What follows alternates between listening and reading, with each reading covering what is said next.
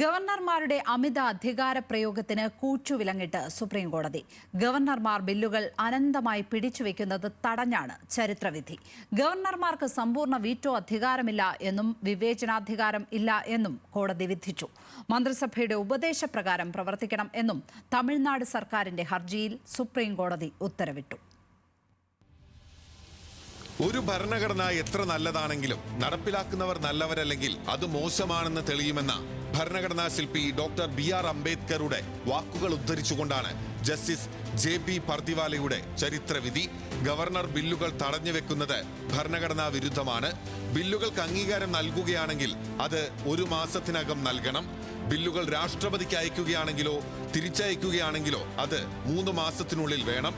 ബില്ലുകൾ പിടിച്ചുവെക്കാൻ ഒരു വീറ്റോ അധികാരവും ഇന്ത്യൻ ഭരണഘടന ഗവർണർക്ക് നൽകുന്നില്ല. നിയമസഭ പാസാക്കിയ ബില്ലുകളിൽ ഗവർണർക്ക് മുന്നിൽ 3 സാധ്യത മാത്രം: അംഗീകാരം നൽകാം, തടഞ്ഞുവെക്കാം, രാഷ്ട്രപതിക്ക് കൈമാറാം. ഇതിലൊന്ന് ചെയ്ത ശേഷം രാഷ്ട്രപതിക്ക് ബിൽ കൈമാറാനാവില്ല. അതായത് ബില്ലുകൾ തടഞ്ഞുവെച്ചതിന് ശേഷം രാഷ്ട്രപതിക്ക് അയക്കാനാകില്ല. ഗവർണർക്ക് സ്വതന്ത്രമായി തീരുമാനമെടുക്കാനുമാവില്ല. തീരുമാനങ്ങൾ ഭരണഘടന അനുസൃതമായി മാത്രം. 10 ബില്ലുകൾ തടഞ്ഞുവെച്ച ശേഷം രാഷ്ട്രപതിക്ക് അയച്ച തമിഴ്നാട് ഗവർണർ ഡോക്ടർ RN രവിയുടെ നടപടി സുപ്രീം കോടതി റദ്ദാക്കി. ഗവർണർ മന്ത്രിസഭയുടെ ഉപദേശമനുസരിച്ച് പ്രവർത്തിക്കണം. ഭരണഘടന നിലവിൽ വന്ന ശേഷം ഗവർണർക്ക് വിവേചനാധികാരമില്ലെന്നും കോടതി വ്യക്തമാക്കി. ഗവർണർ സംസ്ഥാനത്തിന്റെ സുഹൃത്തും തത്വചിന്തകനും വഴികാട്ടിയുമാകണം. രാഷ്ട്രീയ പരിഗണനകളാൽ നയിക്കപ്പെടരുത്, ഭരണഘടനയാൽ നയിക്കപ്പെടണം.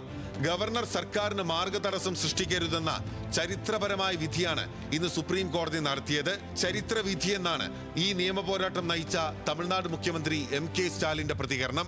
കോടതി വിധി ജനാധിപത്യ അവകാശങ്ങളെ ഉയർത്തിപ്പിടിക്കുന്നുവെന്ന് സമാന പോരാട്ടം നടത്തുന്ന മുഖ്യമന്ത്രി പിണറായി വിജയൻ. അധികാരങ്ങൾ ഗവർണർമാർ കൈയടക്കുന്ന പ്രവണതയ്ക്കെതിരായ താക്കീതാണിതെന്നും പിണറായി പ്രതികരിച്ചു. വിധി കേന്ദ്ര സർക്കാരിനുള്ള താക്കീതെന്ന് നിയമമന്ത്രി P രാജീവ്. ജനാധിപത്യ വിരുദ്ധ ഭരണഘടന വിരുദ്ധമായ രീതികളിലൂടെ ജനഹിതത്തെ അട്ടിമറിക്കാൻ ശ്രമിച്ച ഗവർണർമാർക്കും ആ രൂപത്തിൽ അവർ ഉപയോഗിക്കാൻ ശ്രമിച്ച യൂണിയൻ ഗവൺമെന്റിനെതിരെയുള്ള ശക്തമായ താക്കീതാണ് സുപ്രീം കോടതി ഈ വിധിയിലൂടെ നടത്തിയിട്ടുള്ളത്. നിയമസഭ പാസാക്കിയ ബില്ലുകൾ തടഞ്ഞുവെച്ച ഗവർണർമാർക്കെതിരെ പോരാടിയ കേരളമടക്കമുള്ള സംസ്ഥാനങ്ങൾക്ക് മാതൃകയാണ് ഈ വിധിയെന്ന് CPIM പോളിറ്റ് ബ്യൂറോ പ്രതികരിച്ചു. News desk, news Malayalam.